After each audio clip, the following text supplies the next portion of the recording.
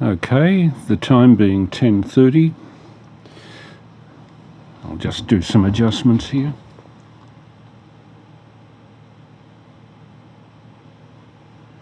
This is VK3 Alpha Mike Lima in Burwood East, currently running 50 watts on 2 metres, 147.475. At 11 o'clock we'll be starting a crossband on 439, well, the talk-in frequency will be 439.225. I'll be able to talk back to you from here on 147.475, and we'll get two-way conversations going at that stage. To take us up to 11 o'clock as a sort of a teaser, I thought I'd run briefly a documentary on the BBC that was put together for their 90th anniversary, 2012, dealing with the biography chiefly of the BBC's first chief engineer, Peter Pendleton Eckersley, Peter Eckersley. And Eckersley, as much as any person, was responsible for building up the BBC from a very tiny, almost experimental organisation in 1922 into the vast nationwide broadcasting service of the UK by 1929. And he was a colourful character, as you will hear. The BBC's 90th anniversary programme 2012, I'll just play the first half hour of that now.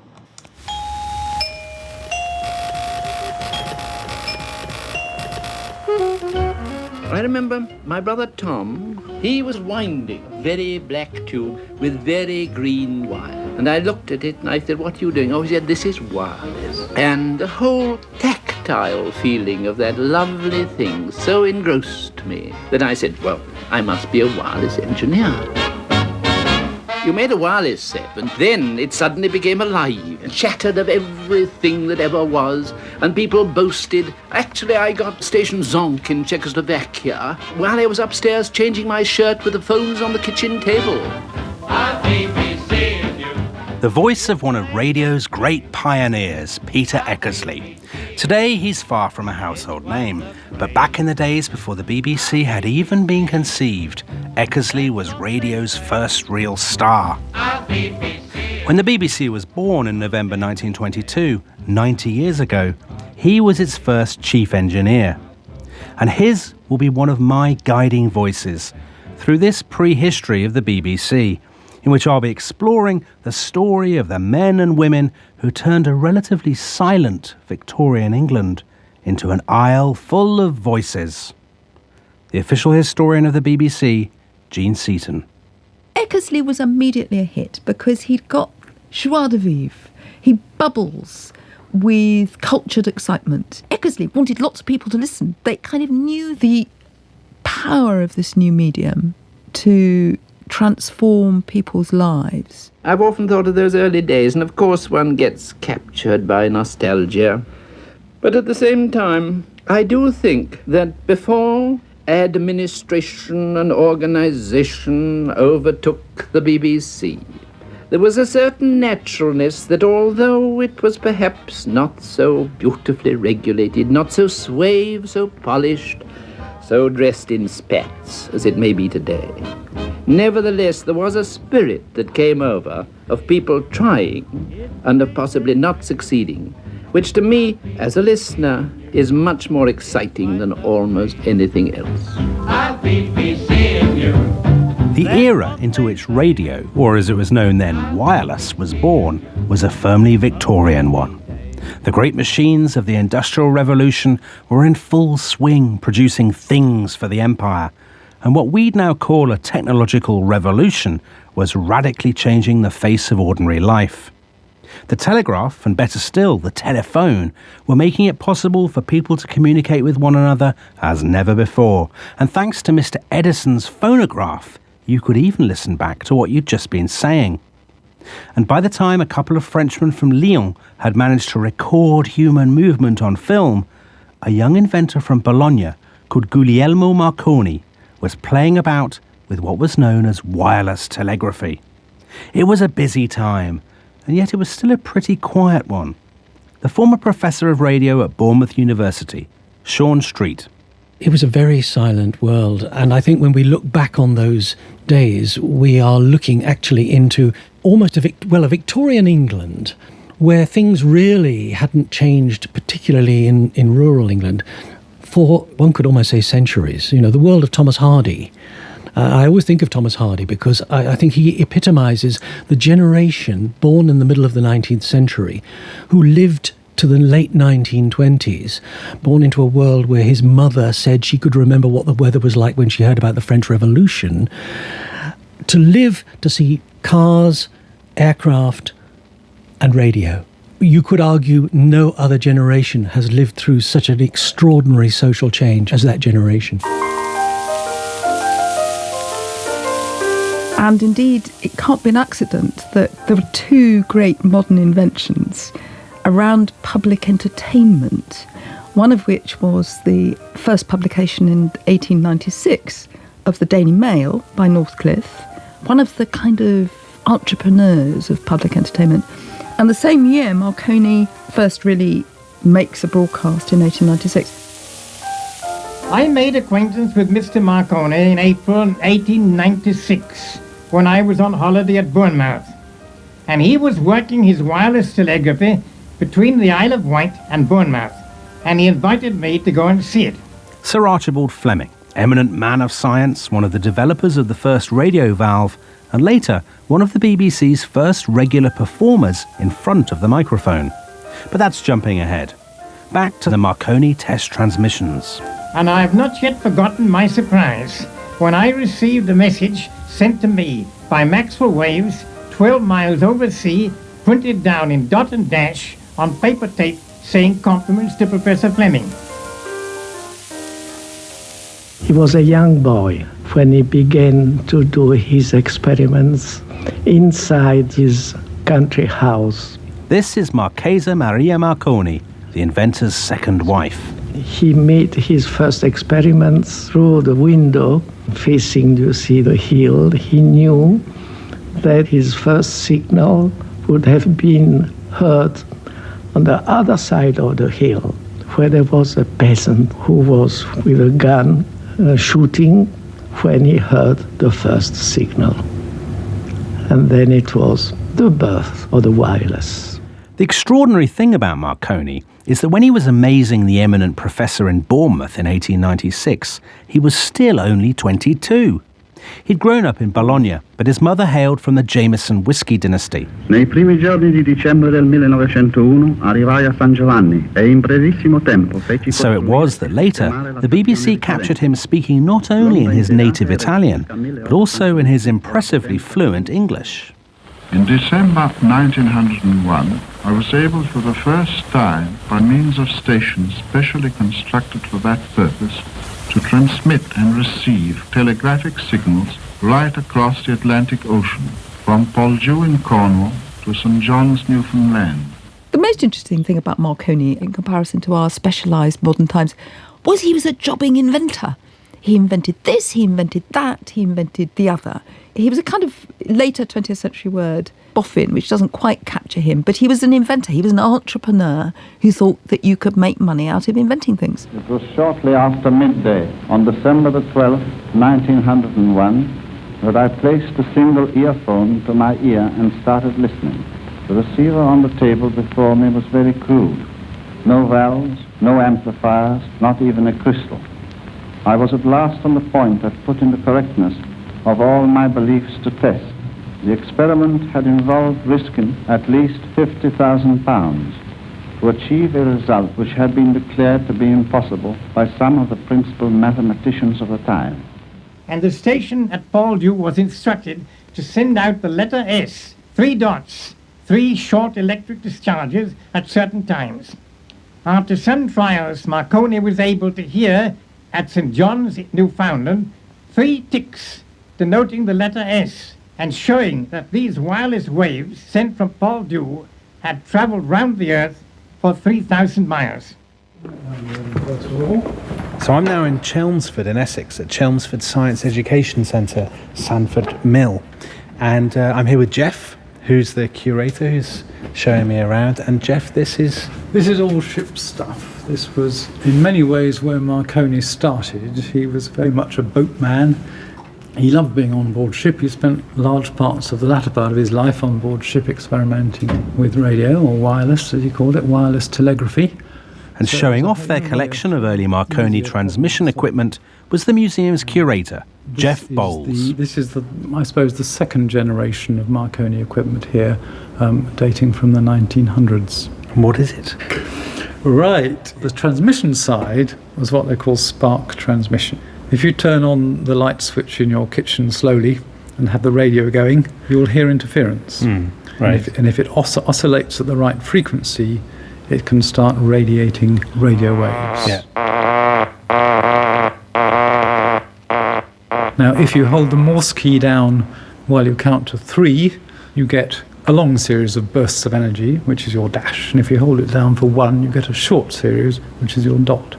So it's that simple to send messages once you've got the induction coil as a transmitter. We start with Marconi. Sean Street. He transmits across the Atlantic in 1901. This opens up the whole world of ship-to-shore, obviously the Titanic and all those kind of things. The part that wireless played in those disasters and in the developing world of transport and travel comes out of that. Quickly adopted by shipping companies, Marconi's invention was soon proving its worth. And in 1910, events provided the ideal front-page advertising opportunity. Fleeing justice, the notorious wife murderer Dr. Hawley Harvey Crippen had boarded the SS Montrose for New York. But the ship's captain spotted him and told his telegraphist to send a message to shore. Have strong suspicions that Crippen, London's cellar murderer and accomplice, are among saloon passengers. Crippen was arrested, and Marconi took the credit.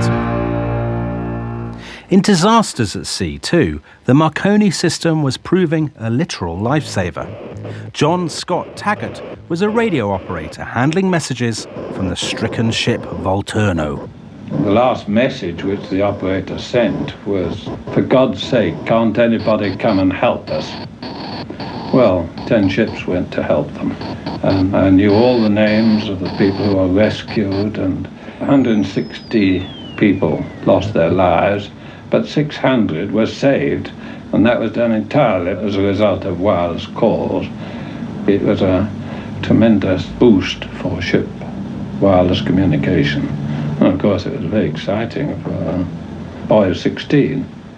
So far, the wireless we've been talking about was exclusively of the dot and dash Morse code variety, spark-generated pulses that were effectively a kind of cipher and had to be transcribed to make any sense. But what about actual radio, the sound of the human voice? In 1906, a man called Reginald Fessenden, a Canadian inventor, experimented using Marconi's basic equipment with some modifications, but using it for speech and music and so forth. And he transmits literally a program in 1906, when we look back on it, that contained all the elements that we would put into a program now. It contained a reading by an actor, it contained some live music, it contained a recording, a disc of Handel's Messiah, and it was linked by Fessenden himself as, if you like, a continuity announcer. All the elements that we still put into our radio programs now were there in 1906. And Fessenden, who wasn't a broadcaster, who wasn't a radio engineer, he was just an inventor, happened upon this format. Ships picked it up. They thought it was the second coming, because they'd come out of this silent world. Suddenly, on Christmas Eve, there's the Hallelujah chorus. And it's old Fessenden in Brant Rock, Massachusetts, trying out this new medium. Now, nothing happens after that. It's a 9-day wonder. Why is that? Probably because Fessenden was actually ahead of his time, and the commercial infrastructure just wasn't there to capitalise on this medium. What you need, actually, in all technology, sadly, is a war. I was listening to the broadcast in German from Nauen, in the outskirts of Berlin. Radio operator Kenneth Ulford.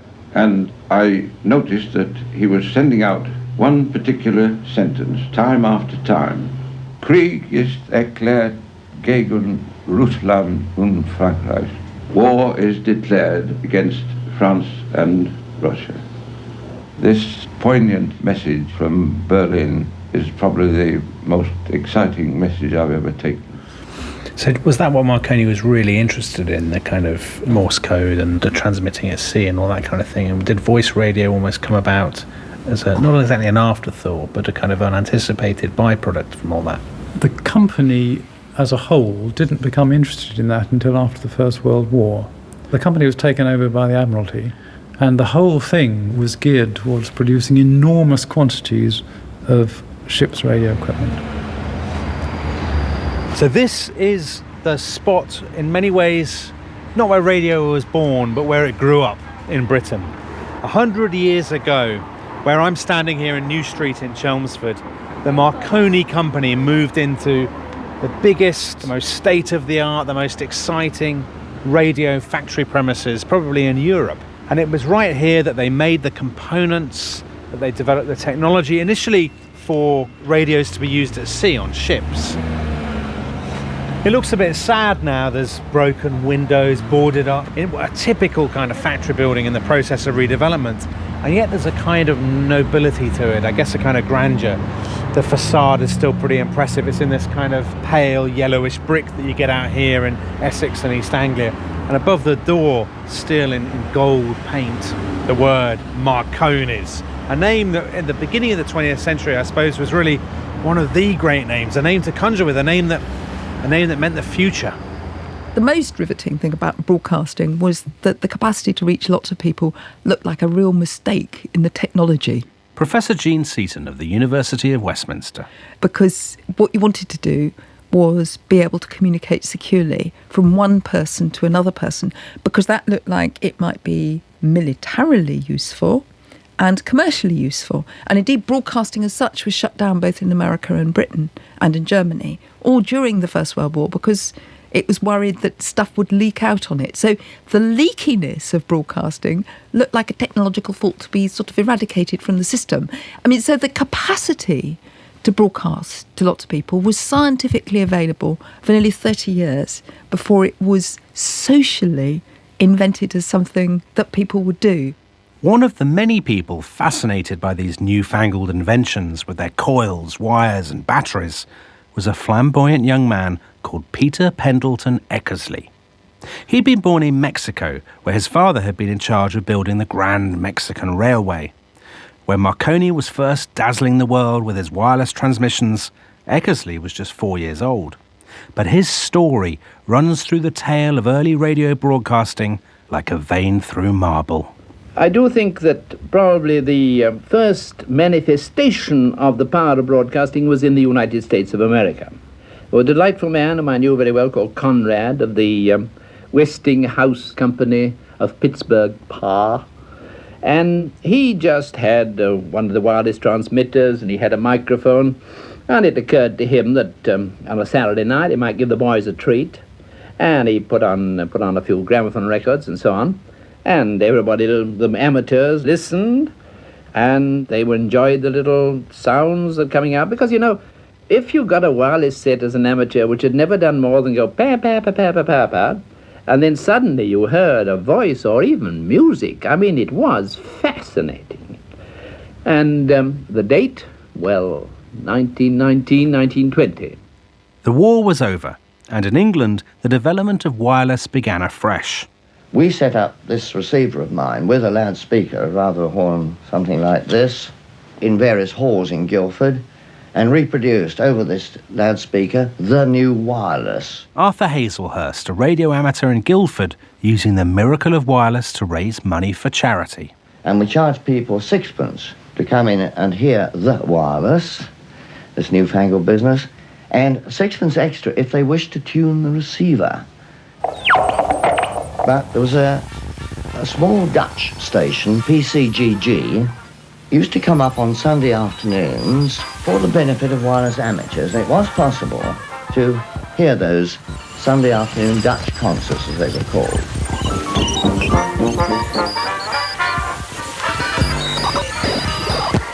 For the moment, though, wireless in Britain was limited to a sort of testing, can you hear me regime, only really relevant to people with a technical interest in, say, the strength of the signal or the distance travelled by the radio wave. Even George Hemmings, a keen radio amateur, eventually tired of the endless reading of railway timetables.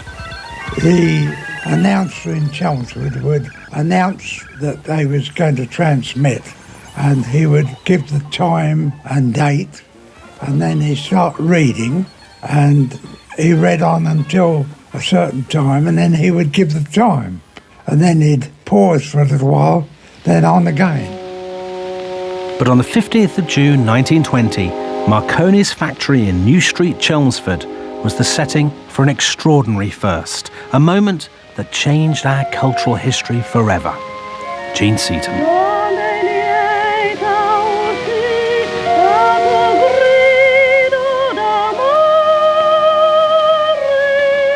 Dame Nellie Melba was the diva of her age. She was known everywhere. She did extraordinary concerts. She was Australian, but she was hugely regarded.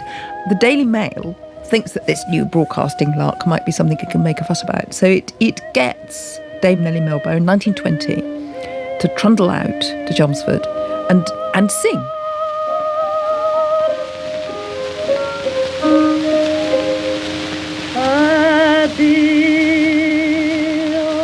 It was from a very hastily arranged shed. They'd established a telephony aerial over the site, and they'd brought in before her a local singer called Winifred Collins. She was a local celebrity in the later years, but she broadcast first. They had a musical group, rather nice name, called the Funyuns, who used to broadcast. But the Dame Nellie was the one that caught hold of everyone's imagination. I belonged to the Radio Hams Club then, and somebody said, would you like to go and hear the Dame Nellie Melba? So I said, too true. But we only just got into the shed. We went down New Street and just in the door, and the announcer got up and announced what she was going to sing. But of course, we was well back. There was plenty of high ups. The place where she broadcast had a concrete floor. It was just a shed. And somebody thought, well, now this is a very important person. And they went to the local man and asked for a carpet for Dame Nellie Melba. And when she saw it, she said, roll that damn thing up. How can I sing on a carpet?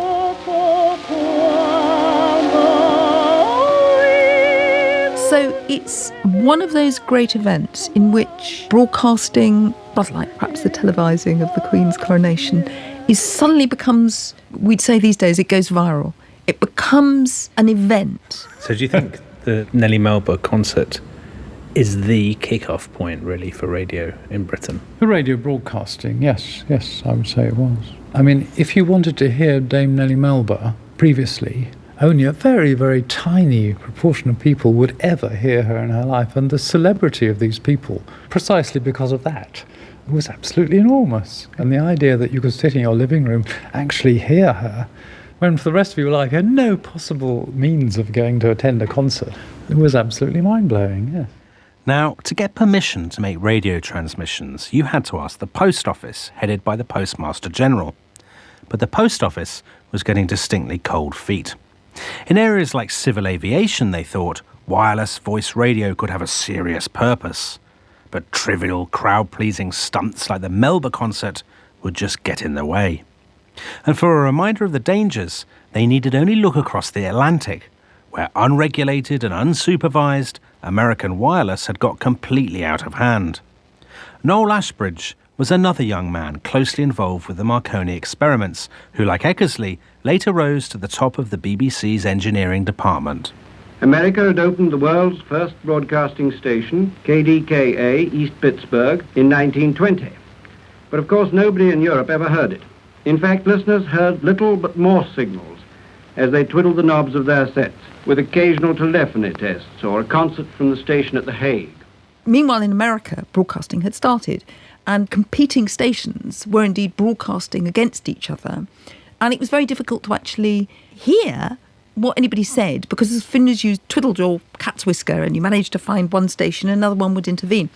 And the British Post Office went to America, and they came back actually, frankly, glamorised by the excitement of America, but disapproving of the anarchy that American broadcasting had let forth. And they come back and say, well, we're obviously going to have this broadcasting stuff, but we don't want to have all this American anarchy because you can't pick up a station, but also I think you can't control it. Well, in this country, of course, you know, we carry red flags in front of the microphone.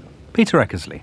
We carried them in front of the motor car, and the Postmaster General, on whom be everlasting peace, he realised that we couldn't have such a thing as this without committee judgment and serious consideration. At last, it was announced that a wireless telephony program would be permitted once a week for half an hour. The station chosen was Writtle, with a power of 0.5 kilowatt. I happened to be in the Marconi Company at the time, and we inhabited a place called Writtle, a hut, long, low hut full of long, low people. And we had a wireless transmitter, and we were eventually appointed by the Radio Society of Great Britain to do this thing called broadcasting. Hello, CQ. This is 2Emma Tuck. 2Emma Tuck. This is 2Emma Tuck calling. Is that all right, Ash? Kirk, is it all right?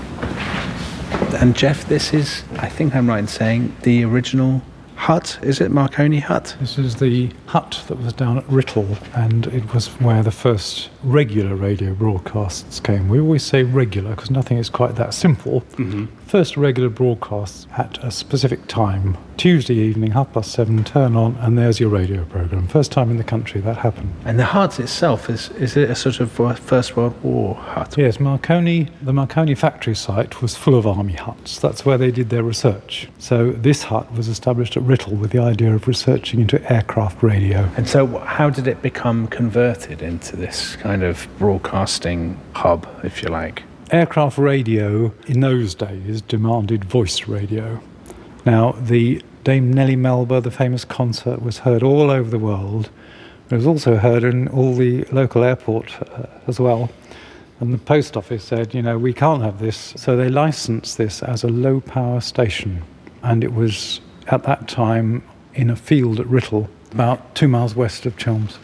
We hurriedly hired a piano from the nearest shop, 3.5 miles away, and in due course we went on the air, quite casually and without any cheering. Britain's first regular broadcasting station. At first of all, it was terribly formal. The man picked up the microphone and said, "Hello, CQ, this is 2Emma Tuck Writtle calling. And we will now play you a gramophone record entitled." The curious thing about gramophone records are always entitled, they're not called anything. And we just put on the gramophone record, and then it was switched off. And then we had to wait 3 minutes to listen out to find if we were interfering with legitimate services. So if you'd approached the hut across the fields? It was infield, it was down Lawford Lane in Writtle, so it was a small country lane that went nowhere else really. And if someone had wandered across the fields and come across the hut, they'd have found it almost sort of humming, would they, with the power and they'd have certainly wondered. Energy. I mean, the locals did wonder. We interviewed a lady many years ago. She was talking about the funny things they had on their heads. The headphones. They didn't know about headphones. What on earth are they doing, these strange-looking people, like someone from outer space, And they had their supper in the pub across the road. They borrowed the piano from the pub across the road. And one of them married the, not quite the barmaid, one of the relatives of that family. So they settled in. The programs later became a little more frivolous. There was a time when I used to go home and let the others do the transmissions, but one time I stayed and had some dinner at the local, and then I sort of suddenly felt that perhaps this formality was a little bit much, and picked up the microphone, jabbered, didn't shut down for any 3 minutes, and next morning when we came in and had a post-mortem, all the staff sat around and said, this. I said, "Oh, did I say that? Oh, my God."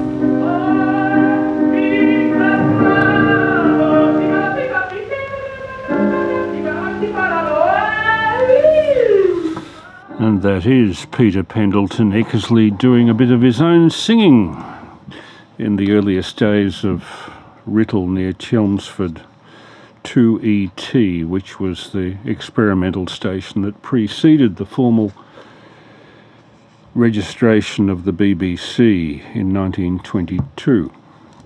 This is VK3AML. We've been running a test transmission since 10:30.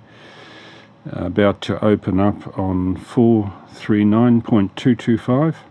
Hope somebody will be there. Usually Peter 3ACZ is there. Sometimes Harry 3HFX. Sometimes Steve VK3.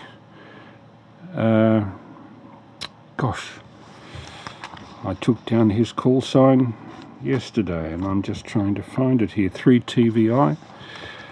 Sometimes even the local inspector of wireless.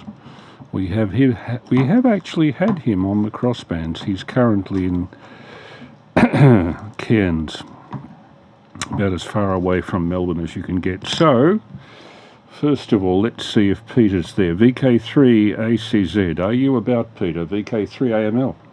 Yes, I am. Good evening, Chris. VK3ACZ. No worries, Peter. How's your day been? Just one of those. Well, I had my grief counselling appointment, so lost a bit of liquid in the process, but got on air this afternoon. 15 metres and 20 metres over to VK6. The 20 metre contact wasn't much use to me. I was helping the fella at the other end, though, near Bunbury. It was a silo on the air. Goodness me, I'm amazed at what they're calling activations now. How long before we have kindergartens on the air or petrol stations on the air? But, how about public toilets on the air? Yeah, we can do that as well.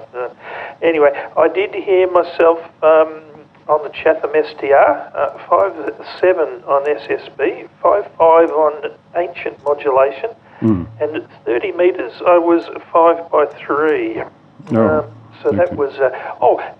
if you haven't looked, the Chatham STR now it used to have a note of explanation to say that he was troubled by inverters, solar inverters. There's a brief note there to say he's no longer got that trouble. I never noticed any difficulties with it. I can't have used the frequencies where it caused trouble, so... I wonder what he's done. Has he actually shot the insulators off the pole or something? It might actually say, because I didn't read the whole thing, but I was more interested in how I was getting through to it. But back to your broadcast with the BBC.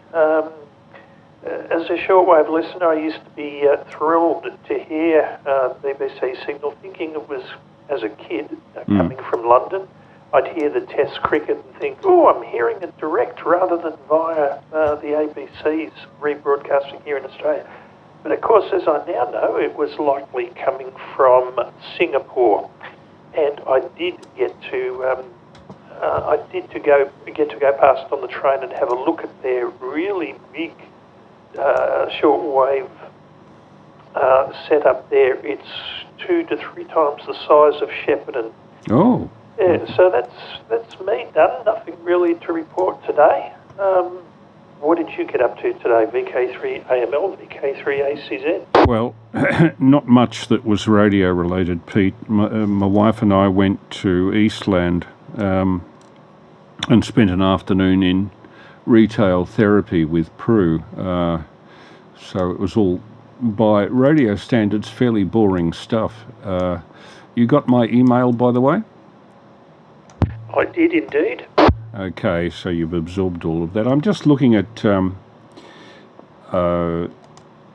just getting the settings right on this. I'm looking at Chatham Islands and I'm seeing a station on 3645. I'll just bring the audio up. I hope it works. Audio, volume up. Serrano, Marion Travers. They followed a fairly strict... Sounds like there's 2 people on the one frequency. About as far as I was trusted. But what is most memorable about that, bearing in mind the way things are done now, was the rehearsal. Yeah, it's somewhat confused. Hang on, I might be doing 2 things at once. Here we go. And now there's nobody there. Oh, wouldn't you know it?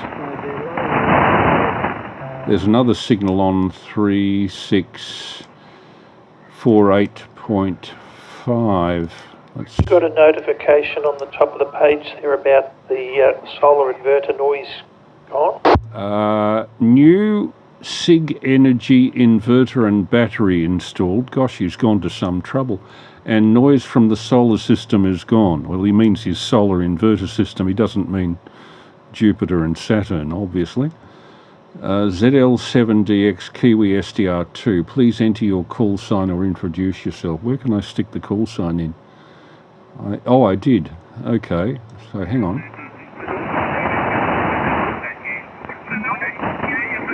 There's somebody broadcasting upper sideband on 80 metres. I'll see if I can tune it in. USB.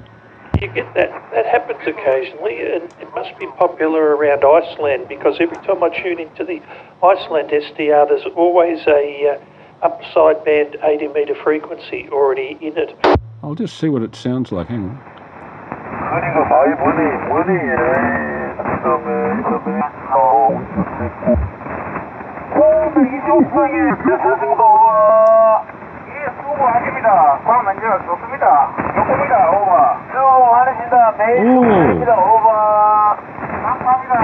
Sounds like an Asian station going trans-equatorial there. I can't see very much else that's on 80 metres at the moment, except Korean fax and Japanese fax.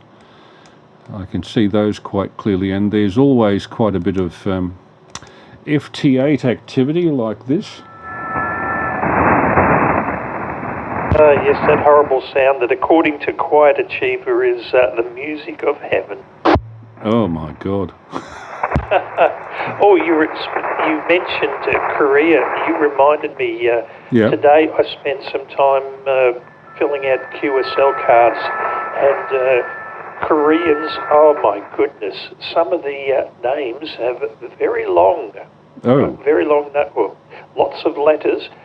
Germans and Italians, I noticed they put the street numbers after the street names. It all got very confusing, but I had to be very careful not to make mistakes with some of those really long names. Okay. I'll just look at 160 metres. I don't know whether there's anything they're receiving there at the moment. It's a band that doesn't have very much evening activity these days. By the way, is my audio level about right? Oh, yes. Yeah, definitely, Chris. And I meant to comment on this morning you posted last night's crossband. And yes, I'm always keen to find out how it all went across.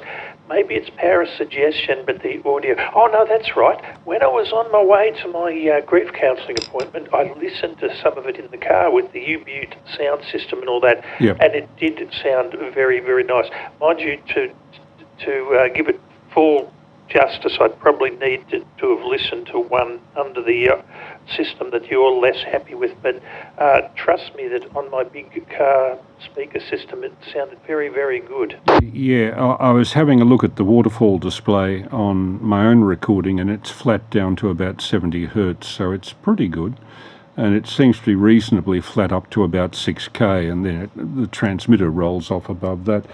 But I've switched from recording from the off-air monitor to recording off the audio line going into the transmitter. So it's gone through several less stages of processing before it gets to the recorder, and I think that shows quite well. It also gives a better idea of what the people at the other end sound like. Yeah, well, I don't think I should be relied upon for any audio reports, given that it's normally out of a tiny speaker in an Audi Cologne. But as I said, I gave it a fair rattle today with the big speaker system in my car. So, right. As I said, very, very nice. Now, could you throw by me the frequency that's generally used on 30 metres for sideband? Is there any in particular? Yes, there is. Yep. Because we've got a very narrow spread for voice. 10.125 is the normal standard frequency, and only a couple of kilohertz either side of that, really. Because I think the dark side frequency is something like 10 0.131. So Yeah, you obviously need to be at least 3 kc lower than that. I can see that there's just noise there at the moment, I think. Hang on. Yeah, nothing there. It's fairly underutilised, but then I suppose not too many people have antennas tuned for that band. Well, it's there's a regular bunch that if you call CQ, you'll get one of a half a dozen people.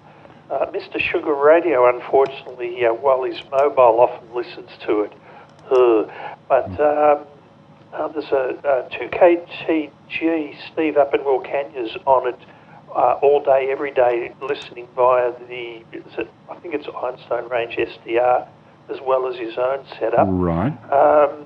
There's a fellow who lives in a caravan up in Northern Waters, VK3 I can't think of his Allen's suffix portable 2. Mind you, he's been there for yonks. He's one that comes back regularly. There's a VK4, no, it's something like Whiskey, Golf Whiskey. That might not be it. But anyhow, yeah, there's a regular bunch of aficionados. Oh, there's another fellow in Bateman's Bay who I think you've worked on 40 metres.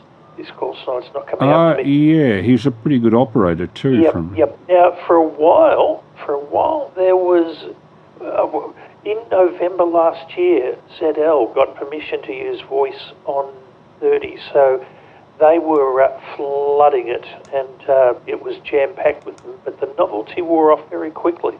And I'm surprised, even for Parks on the Air now, you hear them not all that often at all, so it quickly went out of favour, which is odd, because to me, it's like 80 metres, but without the delayer.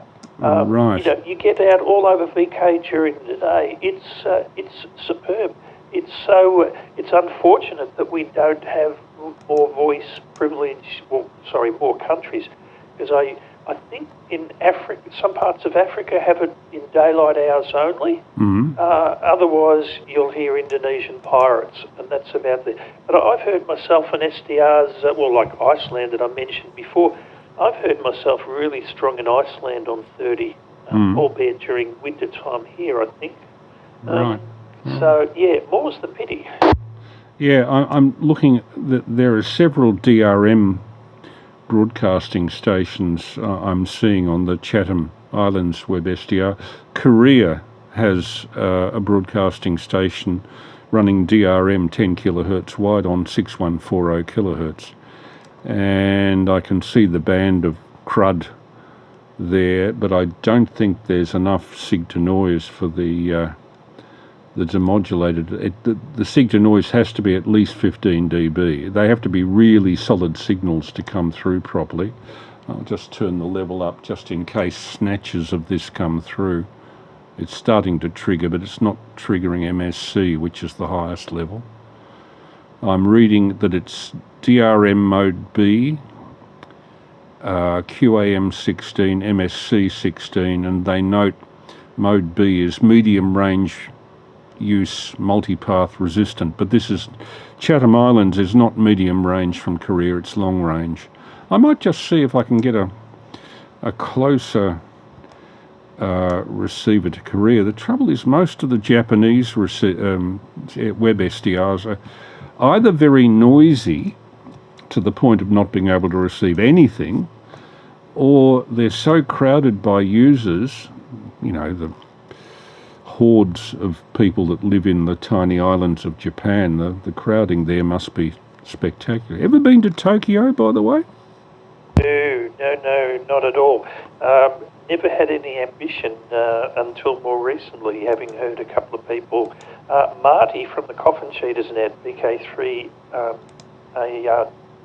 AKG, he was in Tokyo just recently, and he had some really glowing things to say about it. But you triggered me again because you mentioned Korea, South Korea once more. I had, I think, 3 cards to send to South Korea. And annoying the super long names, but I was going to say good old Australia Post. The last lot of international airmail envelopes I bought was something like $3.20. I went to buy some from the local post office yesterday, and they're $4.55. Gosh. I'm going to have to end up... Well, no. If I get too many more QSL cards, I'm going to have to start using the bureau.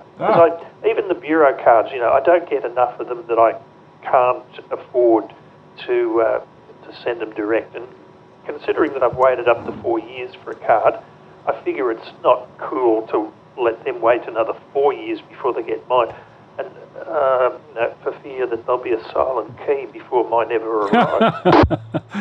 Yeah, now that I'm 72, I hear all these predictions of the lifespans of light bulbs at 100,000 hours, and even if I switch it on and sit under it for the next, 20 years, I'll be dead before the thing burns out. I've just got hold of Korea DRM through a Japanese receiver. I don't know whether it'll come through. Hang on.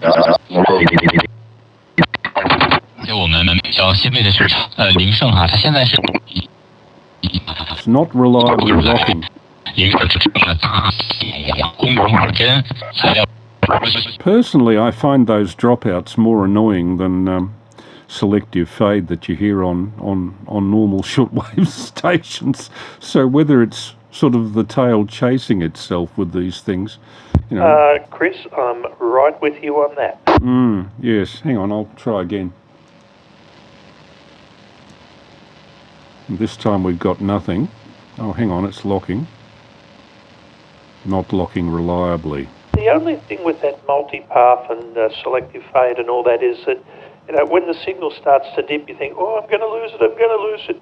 Whereas there's nothing more annoying than a complete absence of anything. Yes, well, with digital broadcasting, it tends to be that not just that the signal is never there, but it tries to interpolate the signal if it can't find it. I'm just trying the other frequencies. DPRK. Oh, North Korea. Okay, let's see what they're doing. That's on... Good heavens, it's on 3.2 megs. They actually broadcast? Yep, they broadcast in DRM. Oh, it'd have to be propaganda, wouldn't it? Oh, it'll be in Korea for South Koreans, I think. 14. Oh, of course. But it is the highest quality audio that I've seen out of a digital station on HF. It's 14.56 kilobytes per second if you can receive it. I'll just turn it up. I don't think it's actually decoding. It's only 12 dB sig to noise, so it'll need another 6 or 7 dB to get better. But it does say that it's running EP data, which means it's not just audio they're transmitting, they're probably transmitting text for spies. I'm trying to remember what the prefix is for North Korea. Not that it gets any use, but it's 5 something, but it's not coming to me. Don't you get amused by the fact that, the only nations in the world that use democratic as part of their title are anything but. The North Korea confidently calls itself the Democratic People's Republic of Korea, the DPRK. Have noticed that. And, you've got the Democratic Republic of the Congo and, oh, brother.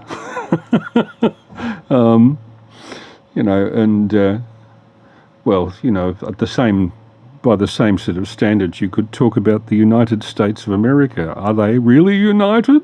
I don't think so at the moment. But yeah, I'm just surprised that they're running 14.56 kilobytes. I'll see if I can get it from a Korean base, because they obviously would be targeting at Korea. I was just trying to receive it across in Japan. There are a couple of Korean web STRs. I'll just see... Daejeon. Usually the Korean ones are not terribly reliable. They want me to type in my call sign. Okay, VK3AML. Oh, this one is very noisy.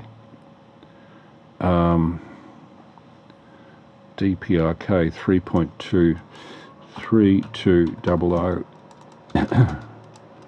And what do we see? We don't even see a carrier there. It's just all crud. They must be using a 6-inch rubber ducky for an antenna or something equally ridiculous. I'll try another one, Daegu City. And I click on it, and does anything happen? Yes, but it's very slow. Click to start. Go on to DRM. I'll see if any DRM signals are available from this one. Voice of China, 6030. Nah, very weak. I found what I was looking for. It's P5 as one of the Democratic People's Republic of Korea. Yeah, three. This one is right on 3.205, I think. Yes. But unfortunately, most of the receivers up in that part of the world are far too noisy to pick them up. And the trouble is, at this time of the day also, the receivers in Japan are mostly occupied. There's one at Hokkaido in the North Island. I'll just see if I can get something there. No. Need a password, queue or camp. And I suspect from what I've been finding out, Japan have thrown their numbers out the window like we and the Americans have and all that, because places like Hokkaido Island up the top used to be the higher numbers, the 7s and 8s and all that, but I've found a couple of 8s down the bottom. You still see a Parks on the Air JA operator occasionally saying, audible 1 or thereabouts, so the numbers must mean something to them, but yeah, not too sure. Yeah, this one's reasonably good. That's interesting. The Voice of China on 6030 is being jammed. So if I go to the other 6 meg frequency, which is 6140, and is it locking in? No, it's not. Who would be jamming China, I wonder? Yeah, good question. Hopeful.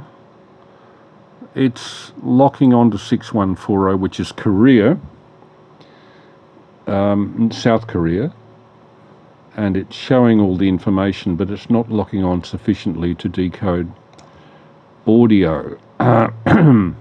Just see if I can find another frequency that's currently active with... I wonder what Music for Joy is all about. Music for Joy? That sounds like a Christian station. Or a gay station. Well, because remember, they've got the name, they've hijacked the name here. Is it Joy FM or something? Yes. Oh, hang on. It did lock on that. Where was that?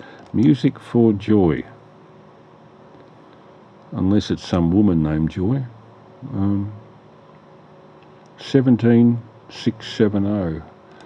To get that, I probably would have to go into daylight part of the world, and Britain, southeast Britain is in daylight, southwest Britain, so I'll go to zapto.org, which is, I think, Southampton.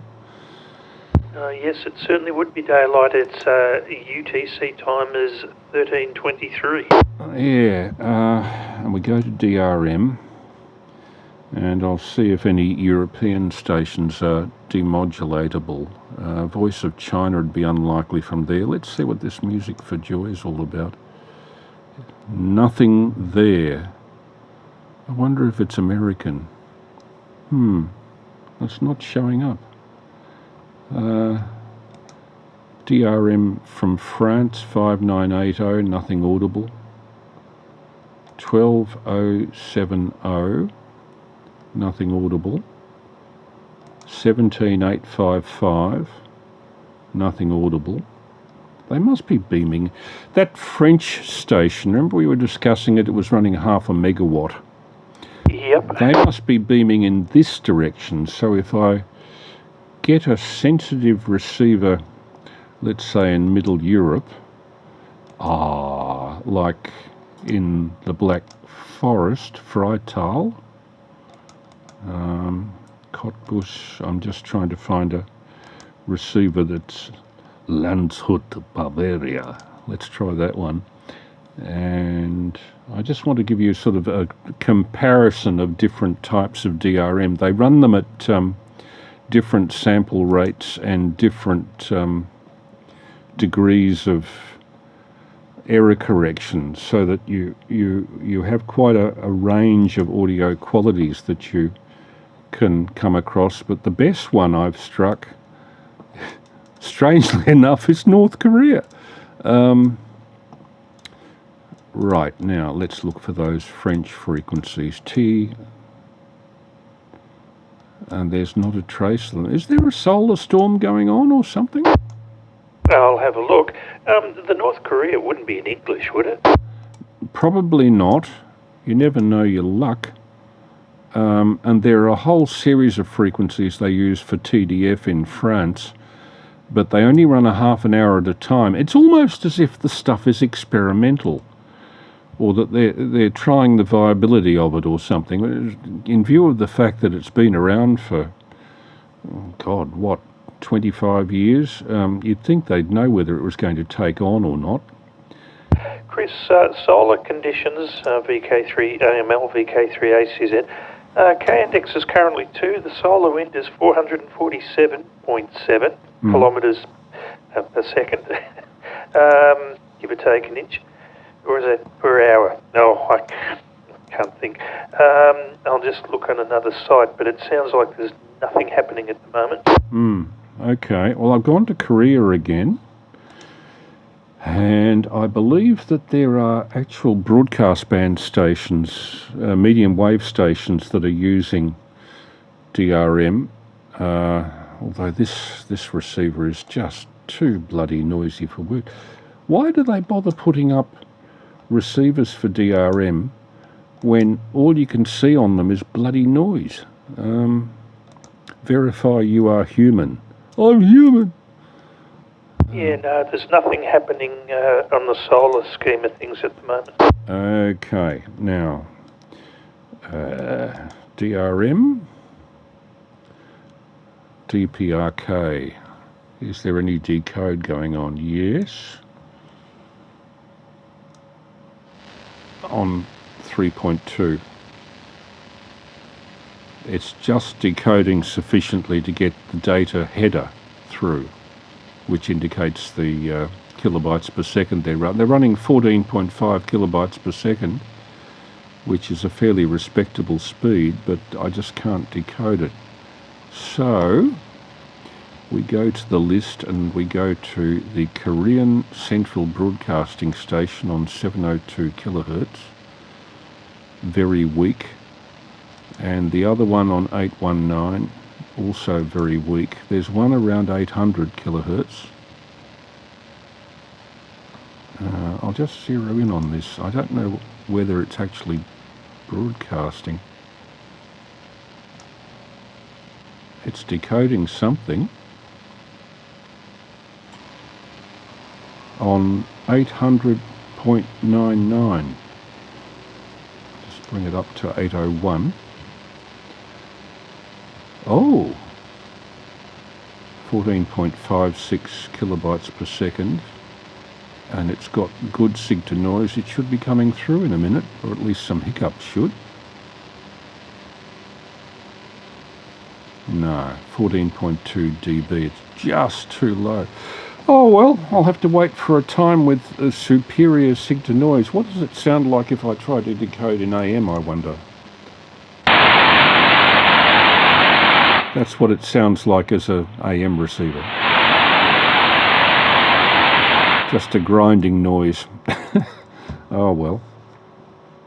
Free DV doesn't sound much better than that with analog.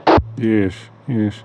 I might ask, are there any other stations that would like to join us on 439225? This is VK3AML putting out the call for it. Anybody there?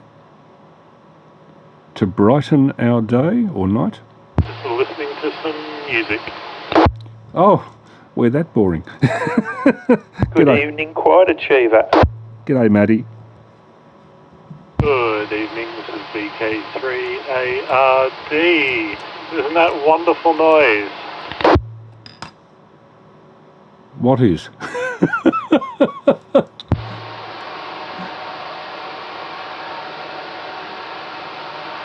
Oh, the grinding noise of deer.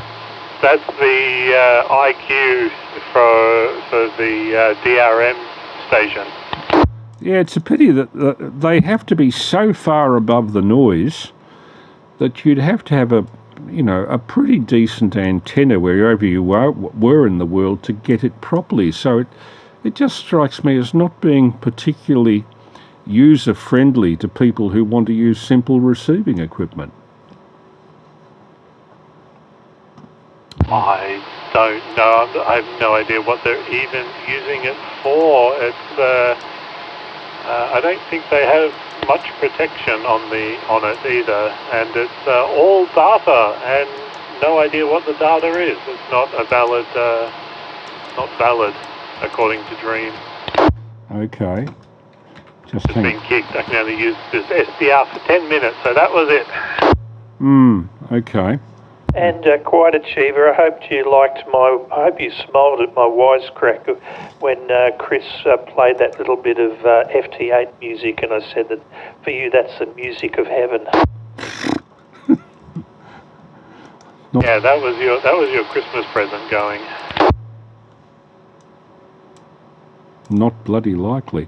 I should mention, by the way, for those who might have known my predecessor with my call, Tony Sanderson, the old 3AML, the one who actually instituted the tradition of crossbanding on 160 metres originally.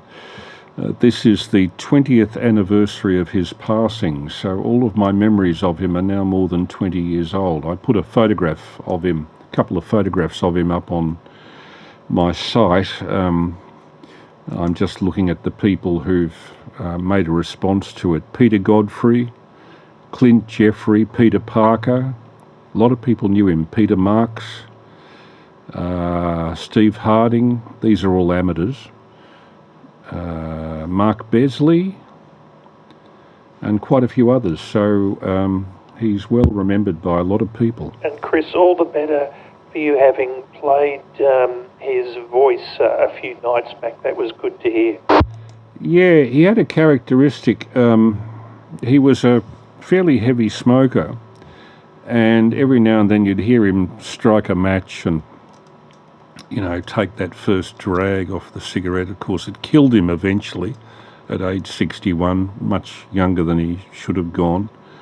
And he was so respected within CSIRO Minerals and Energy, where he last worked, that now their computer centre is called the A.W. Sanderson Computer Centre down at Clayton. So he left a long shadow. From my point of view, I met him as a result of pirating on 160 metres, and at that time I thought that you could build a simple transmitter for 160 by putting a feedback coil around a triode, getting it to oscillate, and then simply varying the anode voltage to add modulation to it. And it was Tony that said, "No wonder you're so distorted if you're trying to do it that way." I said, "Why?" He said, "You have to drive the valve in class C, that is, you overdrive it with an excess of grid voltage, and only when it's running in that nonlinear condition can you get the modulation onto the onto the radio waveform with some degree of fidelity." And suddenly a light dawned when he explained it that way. Nobody had ever explained it to me before. So I eventually met Tony face to face at the start of 1970. It would have been January 1970. And that was the start of a 36-year friendship. Just one of those people with whom you click, and eventually he became the best man at my wedding. So he's sadly missed.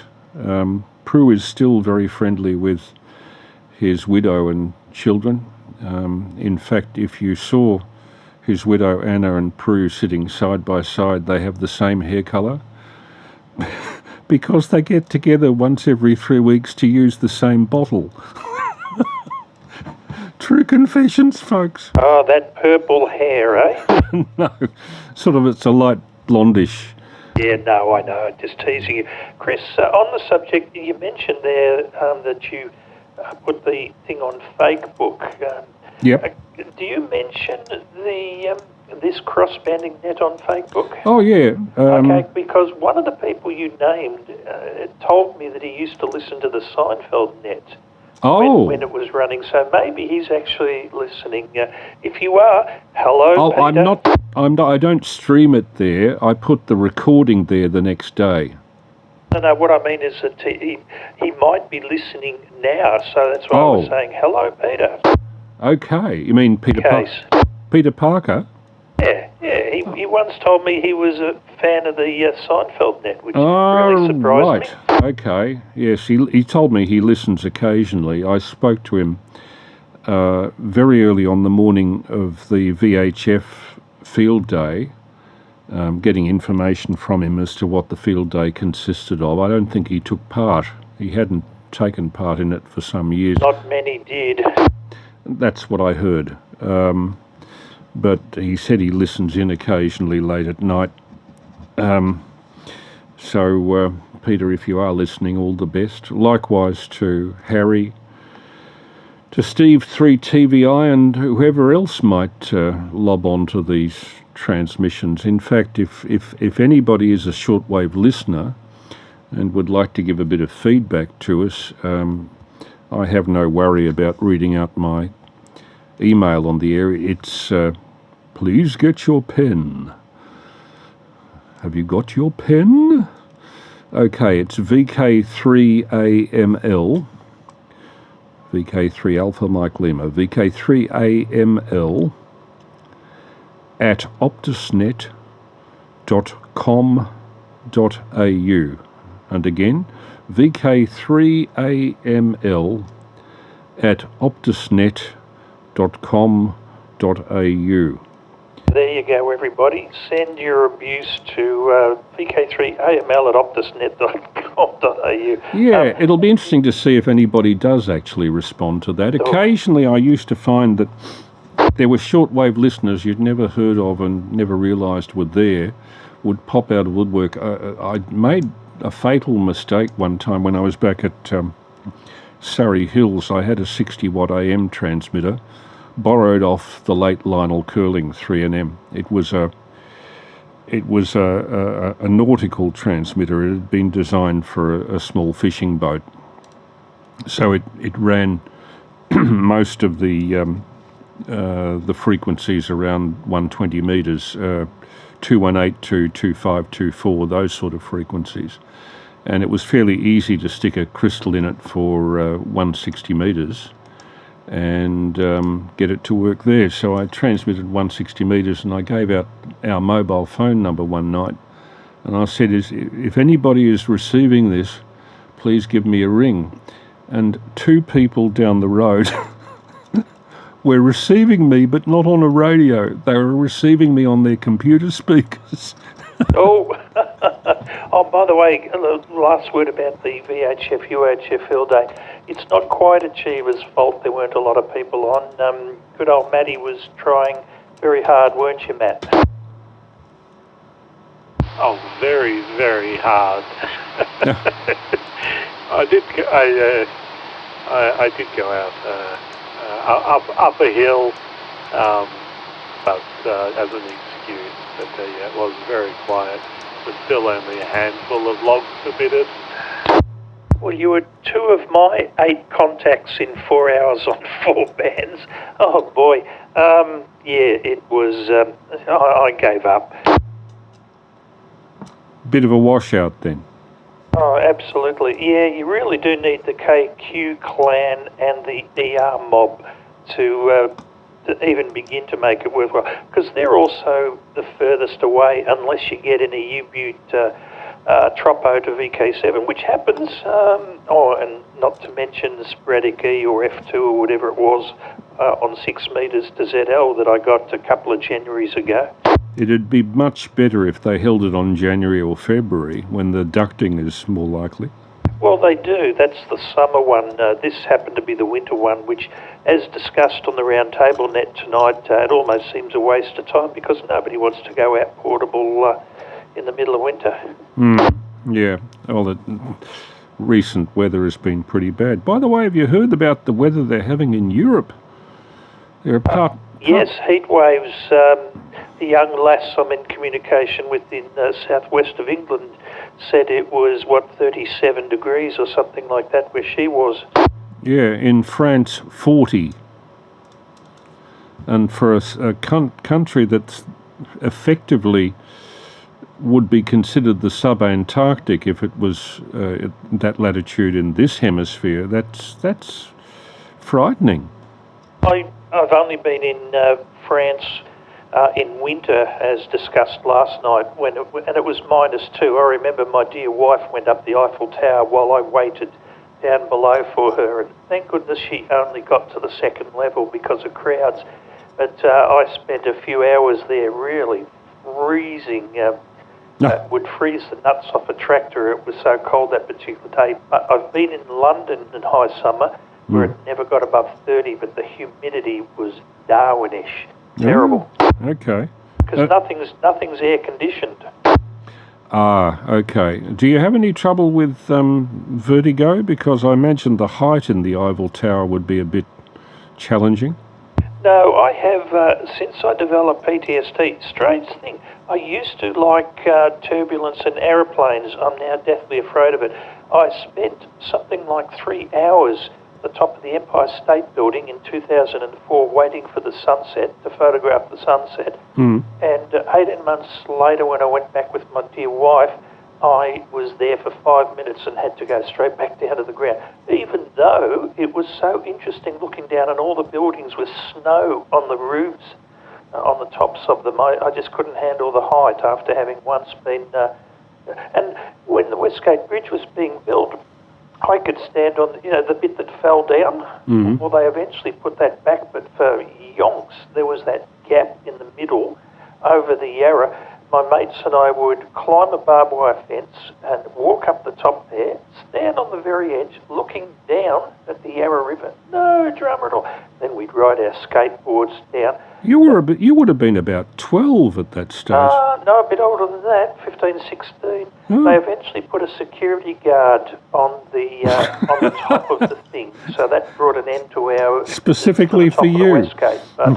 Because it was completed in 78, if I recall, and this would have been about 76-ish, so 75, 76. So, yeah, I'm 16, 17. I don't want to give away my age because I'm embarrassed, but... This is just before they opened it. It's not while they were building it and part of it fell down. Oh, no, it was... No, they... Well, the bit fell down in 1970, and it was going up really fast before that, and after it stalled for what seemed like years, they fairly quickly replaced the section that had fallen, but I tend to recall that for something like 2 years there was that gap over the river that they didn't, that they only finished just before it opened. But as I said, myself and some mates will go up the top and you could actually jump up and down on the spot and feel the whole construction sort of swaying a little bit. Which, again, I couldn't do that today. I would... no. I went to the top of the Auckland Sky Tower and there's that bit of glass there that if you're brave you can walk on it. Oh, I couldn't do that. But I hung on to the railing around the centre with the lifts and... looked like a pathetic sight, so I very quickly made my way back in the lift down to the ground. And the worst part is, the lift has got this glass on it, and you see people abseiling down the side of the sky. That made it worse. Rather them than me. I'm a basket case with heights now. Yeah, they're great on taking risks with bungee jumping in New Zealand as well. You see bungee jumping on the Auckland Tower. You also see it on a lot of bridges in the South Island where they bridge a chasm across a a gorge, and there are many gorges down there, as you know.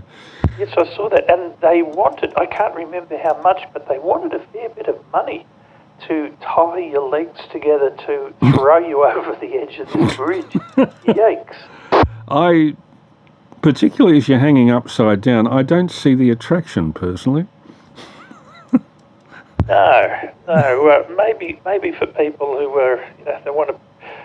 I guess it's like the old story about when you throw yourself off a building to commit suicide. You say, "Oh, I'm halfway down. So far, so good." Well, yeah, not great. One of the, back about 1968-70, when I was first interested in amateur radio from the point of view of trying to get participation in it, and I hadn't met too many hams then. I think 3ZEP and a couple of the locals were about it. But at that time, they used to have regular, what they call fox hunts. Somebody would hide a VHF transmitter, usually, in a park or in a tree or somewhere, and you would use what they called a sniffer. The transmitter would usually be AM and was pulsing tone, beep, beep, beep, beep. And with a sniffer, which is like a 5-element 2-metre beam with a little diode detector and a pair of headphones, you could sniff out exactly where the transmitter was if you were close enough to it. And that used to be fun. The one that almost had them fooled was when they got a young couple with a pram to wheel the pram back and forth across the Fitzroy Gardens, and the transmitter was the baby in the pram. They didn't find that for quite a while. It fooled everybody. But the really dangerous one, and this relates to what you were saying about the bridge, when they were building the southeastern freeway, or whatever they call it for the last fortnight, Monash Freeway, I think it's called now, they were building bridges over Glenferrie Road into Scotch College grounds, that sort of area, the part of the southeastern freeway through Hawthorne. And there were sections missing where Glenferrie Road was. But strangely enough, the only thing keeping cars from driving up there was a very flimsy sort of a, what would you describe it as, one of those, like a hurdle, a series of hurdles that had been plonked in the middle of the road. You could easily hop out of your car and put the hurdles aside and drive up.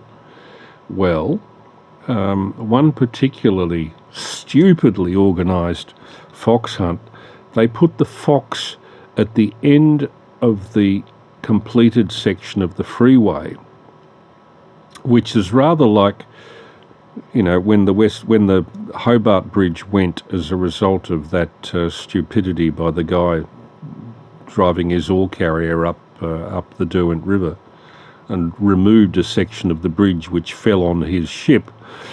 How about the car, though, that was hanging off the edge? On the edge? Oh, man. Yeah. Anyway, that almost happened on that fox hunt. Somebody drove up there, realised the transmitter was getting closer,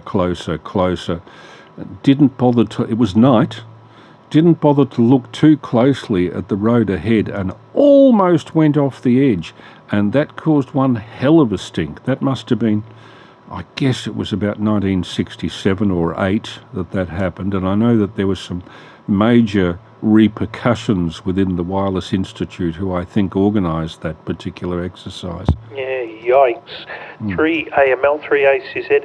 Oh, and speaking of bridges coming down, I still chuckle when I recall in an early episode of Crawford's Homicide, Leonard Teal and, who was his sidekick? Can't think at the moment. They drove over the King Street Bridge, and there was actually a wisecrack about lucky to get to the other side because it didn't go down. I'm amazed that Crawford's either didn't edit that out or wrote the script for that, whichever of the two happened. But anyway, have a say, Matty. You've been too quiet. VK3ACZ and VK3AML and VK3ARD. I don't, all that to say, I don't really have anything to add. I just came up because I was listening to the DRM stuff. No, sorry, nothing to say except that you need to build yourself a better antenna instead of complaining about 160. Was I complaining about 160? Peter. Oh.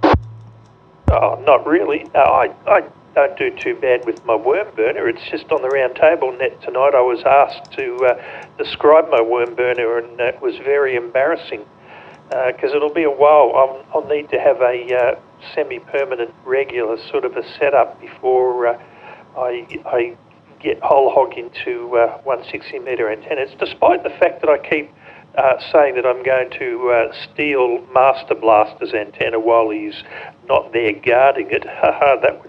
That would be good. I've just got an email. Good heavens, people are listening. Shall I read it, Peter? I'm sorry to interrupt. No, go ahead. It says, "Hi Chris, this is Jeff in Keysborough. I have been an SWL for 60 years, going back to Tony's crossband overnight sessions with Dave, the Egg, etc., and earlier. Thanks for bringing back the crossbands. Jeff." Wow, how cool is that? Well, I'll have to announce the email. Thank you, Jeff, if you're listening there. It's very nice of you to do that. We've only been... Good stuff. Yeah, well, we've only been doing crossbands in this form.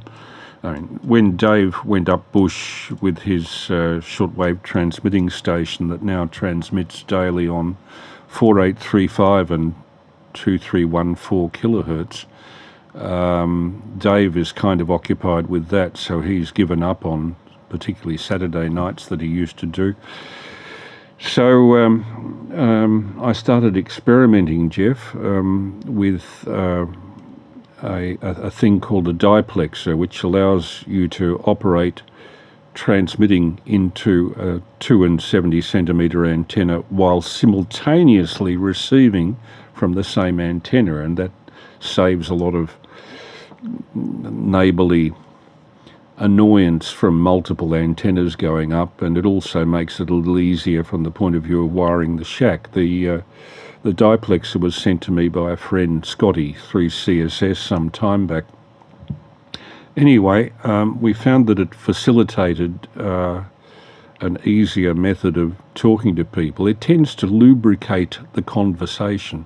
I think you'd agree with that, wouldn't you, Pete? Yep. Oh, I was hoping for a more discursive response. Anyway. Well, I agree with all the above. Yeah, no worries.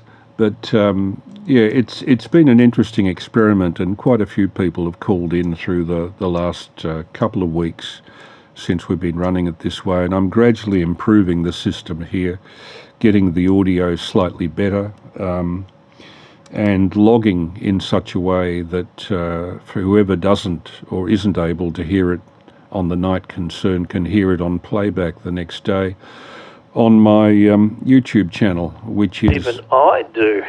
Well, it for the interest of people, if you put my call sign in search engine VK3AML crossband as the search term in Google, you'll find all of the crossbands that I upload. So VK3AML crossband, and then the date. You know, for example, tonight will be listed eventually as VK3AML crossband 24 June 2026. At the moment, the 23rd is up there, and I think the previous night before that. But last night, the 23rd, Jeff, was the first night on which we've recorded the high-quality way, which is putting a digital recorder on the audio stream going into the transmitter rather than recording on an off-air monitor, which introduces all of the distortion of the off-air monitor and the distortion of the transmitter and the hiss of the local oscillator in both, so the audio quality should be quite good from now on. And a bit of a confession from me. That night when Master Blaster simulcast us on 160 metres and we were hearing ourselves over in ZL, I've listened to that 3 times just because it was a fun night, and it's marvellous hearing that echo, echo, echo, echo. Yes, yeah.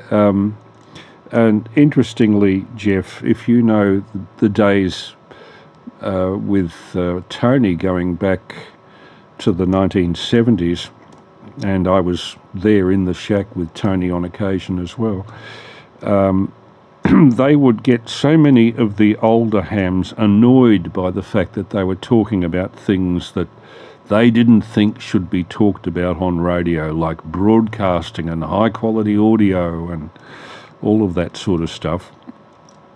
Well, you know, in those days, with the very draconian rules they had in the 70s, the clique that I would call now the Mother Grundy clique, the clique that are easily offended, got the department to pounce on Tony at the slightest infraction. Well, this week I got a letter which I could frame, and I only wish that Tony was still alive to see it, from this is from Steve Haynes, who has been a member of our group and is the radio inspector. He's from the ACMA. It was a letter with the ACMA's letterhead saying, "You have some interesting transmissions there. Can we relay them on 160 metres for you?" And, you know, when I saw a letter coming in through my emails with ACMA letterhead, I got a bad case of brown underpants. You can imagine what I was expecting. And then when I saw, "Can we relay it for you?" my mouth said, "What the?" So it's a nice outcome. I think you'll agree, Pete. Oh, a very funny joke to pull, and just the sort of thing I'd expect of him, because he's a pretty cool dude.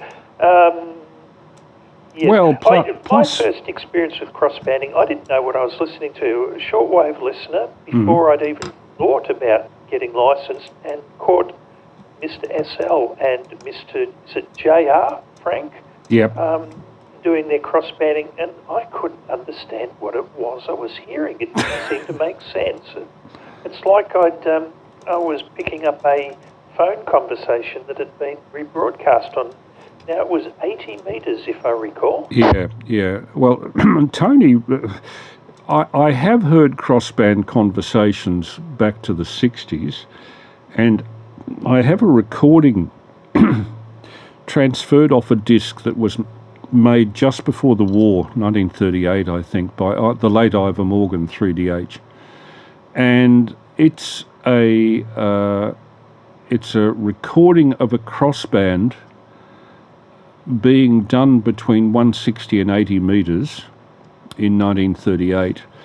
Henry VK3AML is at one end of it, and we don't know who the guy is at the other end, but he's obviously coming through a loudspeaker in the background. So it goes back a long way, this crossband stuff. And originally, pre-war, it was normal for people to call CQ and then tune across the band looking for other stations, because frequently a QSO would go on with 2 stations that were quite some distance apart on the tuning dial. They didn't have to be on the same frequency. In fact, it was rather difficult for people to net onto the same frequency, particularly if they were crystal controlled. So, but I think Tony really brought it back. He started on it when he had the 160 metre facilities in 23 Park Street, Elstonwick. The house is still there, but the antenna tower behind it is gone. And he only ever transmitted on 160 metres. He could do also VHF, but very rarely used it. But the thing is, he had a 6 metre and a 2 metre antenna up the tower that was transmitting 160. And usually the way people would get back in touch with him was not on 160 metres, which is a very cumbersome way of transmitting, but via 2. So that was really the start of the crossbands. If I had to put a date on that, I would say 1972, 3, something like that. And the reason that so many of Tony's crossbands have survived on tape was that Tony used to get so many complaints about people. Well, I'll give you one example. There was one old guy, Tony was out on his back veranda fixing the transmitter. And he came back inside with the transmitter going fully the whole time. And you hear him walk up to the microphone. He says, "Well, fellas, the transmitter has partly gone phut." P-H-U-T, please note. Anyway, a number of the old boys brigade wrote into the department to claim that Tony had said that the transmitter was F-F-ED.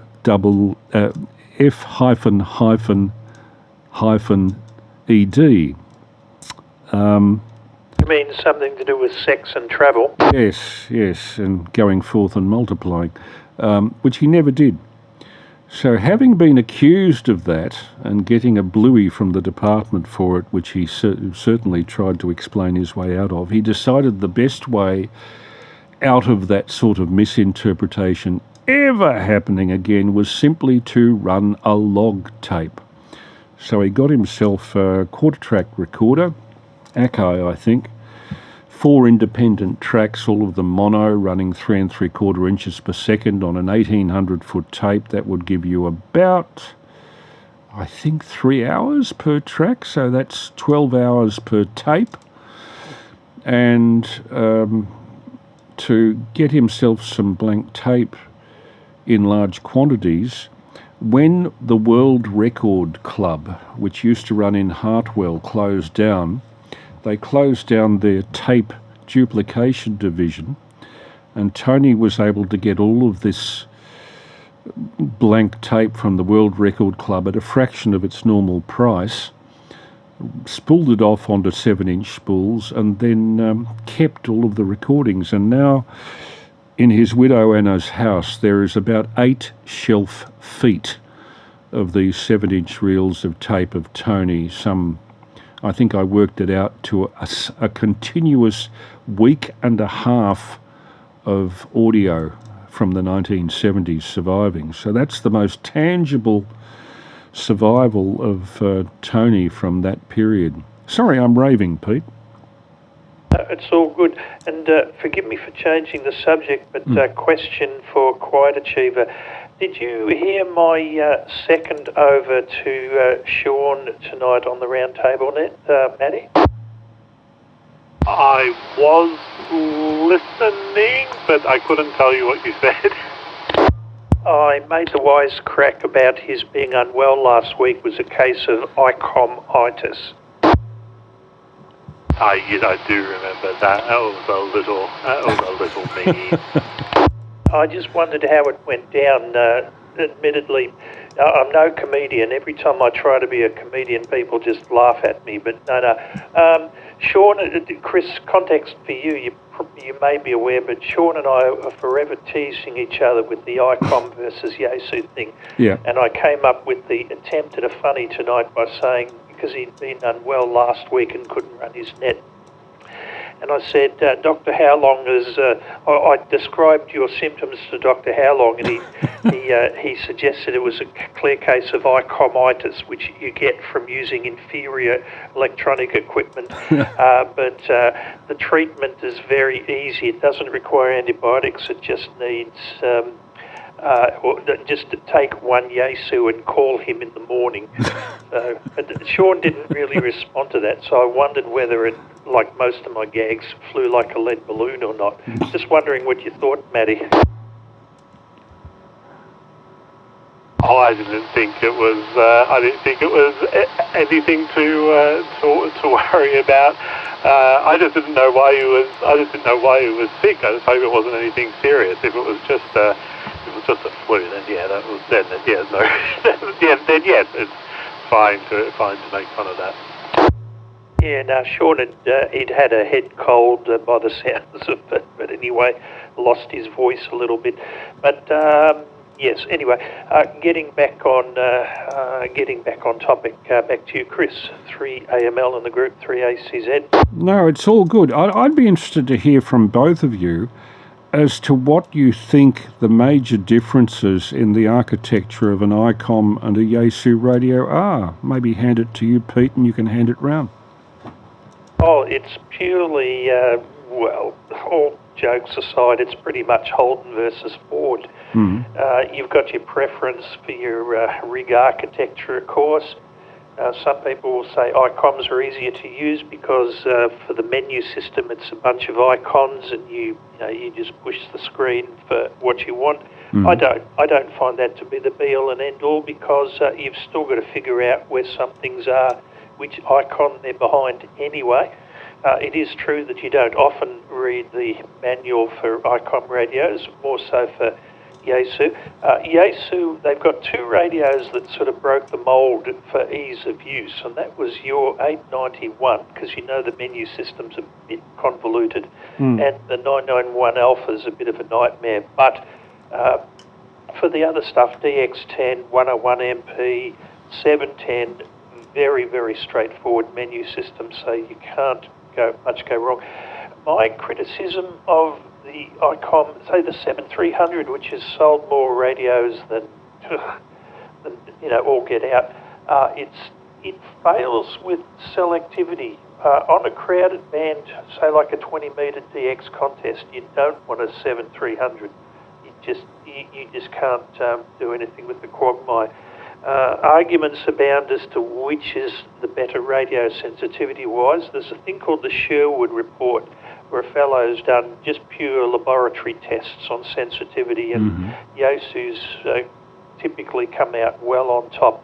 But at the end of the day, it's what your preference is, it's where your allegiances lie, and it's just good fun stirring Sean up because he's just as passionate with ICOM as I am with Yaesu. Right. And we have a great time. It doesn't matter what I say to him, it'll come back to, I missed out on that contact, Sean. He said, well, if only you were using ICOM, and so on and so forth. So we have a lot of fun. Yeah. Is there any audible difference? I mean, is the audio better with ICOM or Yaesu, in your opinion? My very loosely subjective impression is that the transmit audio on ICOM are very, very good. I'm basing that on the 7300 and 705 mostly. Yaesu have it all sewn up in the receive audio department. They really, the 710, which was advertised with this AESS, acoustic enhanced sound system, I thought was a marketing gimmick, and it's anything but. Yeah.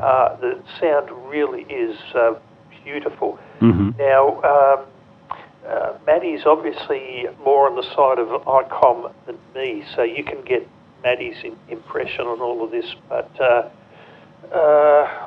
is there anything else I can say? Just one last thing. My anecdotal experience is that when you talk to the big gun stations in the US, most of them seem to be using the Yaesu 101MP. If you talk to the big guns in Europe, they mostly seem to have mega bucks, and that's BUCKS, and have 7851s or 7610s. Those are ICOM, are they? Yeah. So it's, again, what the actual statistics would say about that, I don't know, but that's been my experience because, invariably with HF, even if you don't get much more than a 5.9, go away and stop bothering me, you usually get to hear what the working conditions are. And that's my experience here. America, Yaesu, Europe, ICOM. And I'll bet other DX workers will say the opposite. What the heck? What about you, Matty? Where do you stand on this? I would say that modern stuff is almost indistinguishable from each other. It's purely on the software and little hardware tweaks. I know Yaesu has the highest signal to noise on that Sherwood new thing that ranks all the receivers by how sensitive they are, and so I think that's how it got a lot of its reputation as being a contesting thing. Of course, Rob Sherwood uses a 7300 when he's contesting, and not an MP, a 101 MP or a DX10 or. I don't think there's anything much to them anymore. There's a pretty small set of features between the two. The ICOMs have some better communication stuff between the computer and them. They have better colours and a better screen. Yaesu has a different interface, and I don't think there's really much in them at all. I would say when you go up a step to the MP101 and was it the 7610 or is it the 78 something? I don't know. Whatever the next step up is for ICOM, where you start getting pre-selected and stuff. They're all. There's only so much you can do, and they're all doing the same thing. They're all direct sampling SDRs with expensive ADCs in them, and I would bet at least $1 that they're both analog devices, ADCs, the same ones that every SDR uses. I can't remember the model number, but you see it everywhere. Expensive, but best of the best, and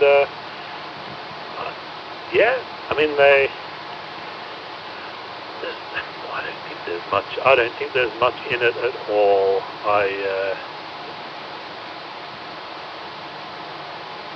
I'm trying to think if there's anything.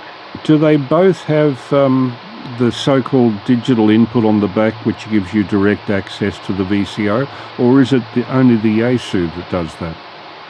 Are we just talking the HF radios? Well, the VHF one I'm using at the moment, the reason I bought the 7900 was that it was the cheapest VHF rig with a so-called digital input plug on the back, which gives you, it's nothing to do with digital, it's just a direct access to the voltage-controlled oscillator without any audio bandwidth limitations or tailoring. I'm trying to... No, that's so. I don't think any of the ICOMs do that. I know the 705 doesn't. It has a hard 5 kilohertz on it. Well, this rig doesn't go up much beyond 5 or 6 kilohertz, but I think the limitation is the IF bandwidth. Yeah, and a lot of. No, I don't think there's a good one for the ICOM at all. I think oddly, I think the best one is probably the 818, the Yaesu, because that has all sorts of options for getting multiple types of audio out of the DIN connector on the back. Yeah. But no, I don't think I'm pretty sure that the 705 and the 9700 are the same in that sense, that they don't do anything like that. And the HF radios all limit to the bandwidth as well. There's a secret combination on the 710 to get 3,500 hertz. The set by external software or something? Oh no, you just hold some buttons down while you turn it on. Yep. And it adds an extra menu item. I think the NT101 has the same thing, but it stays on after you enable it. And I think you get 4 kilohertz on it. Right. But it's that would sound significantly better. Yeah, but I don't. It seems like a really good way to differentiate themselves, but they seem too scared to actually do it. You know, if you use a flex or something, you just you grab the little the little width slider. You know, and you go from 50 to 10,000. Well, you want whatever you want. That's the great advantage of software-defined transmitter, that you can put out or receive any bandwidth you choose. Well, I mean, that's the same, right? All the modern, the Yaesu 710 and the 7300, they're just SDRs. They just run a FPGA with an ADC and software to do everything. So there's no reason that they're limited. There's no good reason why why they limit all of that. So that's but I think people like radios that behave like radios. I was really surprised with one of the SDRs I bought a long time ago. That I was having trouble with the microphone input on it, and I was going on the forums, and all these people were plugging their microphones into the SDR, and I thought, wait, what? Why does it even have ports on it for doing that? But people really wanted to use their HF microphones and plug it in directly into the radio. Even if what actually happens is that when you talk into the microphone, it gets digitized, sent over the Ethernet to your computer, gets modulated, and then sent back over the Ethernet to the radio to get transmitted. But they wanted to plug it into the box. Yes. So they can't adapt to the new architecture. Oh, and Chris, I need to state here that Maddie gave a much more well-rounded and reasoned response to the whole query of Yaesu versus ICOM than I did, because I couldn't throw out my personal bias. Okay. I went to buy a 73. There's not going to be many points with Peter. I went to buy a 7300 from Ross, and he didn't have one. And I said, "Oh, do you have any 710s then?" He said, "Yep." I said, "Oh, I'll have one of those." I'm going. Pardon me. Are there? He said, choking. Are there any other brands that are competitive in the market, or is it basically a choice these days between ICOM and Yaesu? Well, since we don't have Kenwood in Australia anymore, mind you, I thought they were out of business completely. But I was portable one day, and a fellow rode past on his push bike out of the forest, and said, "Oh, what are you doing?" "Okay, I'm such and such manager for Kenwood." And I thought Kenwood weren't in Australia. He says, "Oh no, that's only ham radio. We're doing a roaring business on the commercial side." So there, people all over Europe and that wax lyrical about Kenwoods, and so do the people who've still got old stuff before they withdrew their Australian distributorship. I know that Ross felt very aggravated by the attitude of Kenwood in a number of different ways.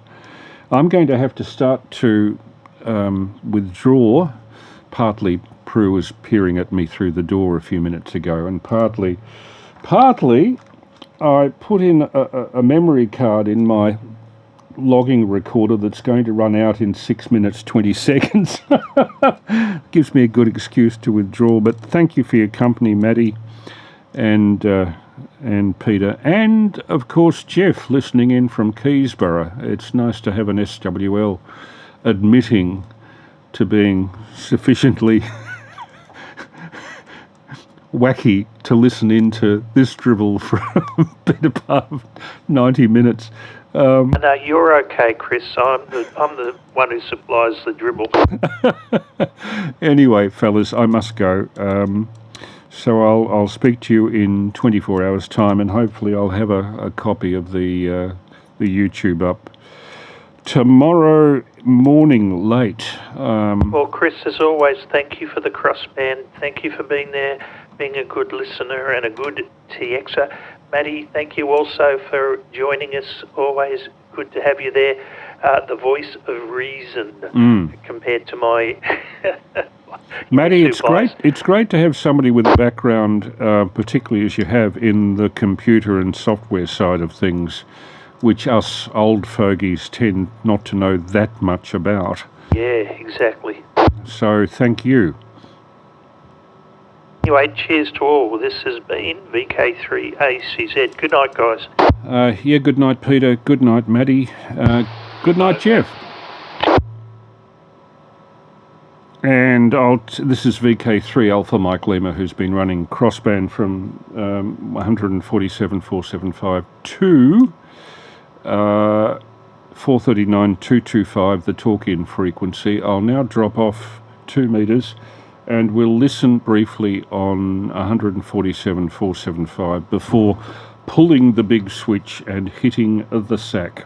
All the best, VK3AML clear.